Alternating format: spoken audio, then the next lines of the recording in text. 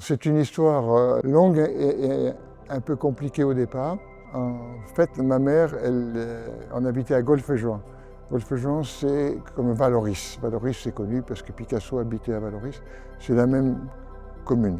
À l'époque, elle avait une céramique artistique. Elle créait des modèles de céramique dans un atelier où plein d'artistes venaient créer, et dont François Victor Hugo, qui était l'arrière-petit-fils du grand poète Victor Hugo. Cécile Michaelis, qui était un artiste anglais. Et c'est les deux personnes qui avaient créé la céramique. Et donc, à partir de 1945, dans cet atelier sont venus des dizaines d'artistes très très connus pour créer. Ilias, à partir de la fin des années 1940, est aussi venu à Golfe-Juan parce qu'il était ami de François Victor Hugo. Et il connaissait déjà Picasso parce qu'il avait fait 2 livres déjà avec lui, 2 ou 3 livres, depuis la fin des années 1930. Et Picasso, il le connaît depuis 1920. Donc tout le long de cette vie, ils se sont connus. Ma mère est devenue amie avec Ilias à partir de la fin des années 1950. Voilà.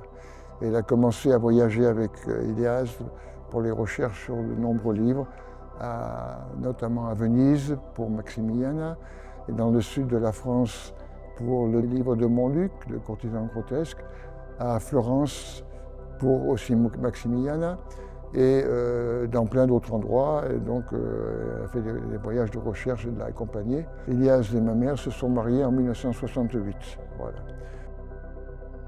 Et les témoins du mariage, c'était Pablo Picasso, qui était représenté par Jacqueline Picasso, et le dadaïste Ribemont de Seigne, qui était le secrétaire général du mouvement Dada et qui était un grand ami d'Ilias. Ça, c'est la première étape. Ilias est mort, et dans l'atelier du 35 rue Majarine, donc c'est à l'Odéon, quartier latin, où il a vécu depuis 1934 jusqu'à sa mort, c'était plein de cartons, de boîtes, de valises dans l'atelier. Très vite, 2 ans après, elle a pu organiser l'exposition rencontre Ilias Picasso au musée d'art moderne de la ville de Paris, en face de la Tour Eiffel. Et 3 ans après, surtout à Beaubourg, l'exposition Ilias. Et ça, c'était juste après l'ouverture du centre Beaubourg, des premières expositions.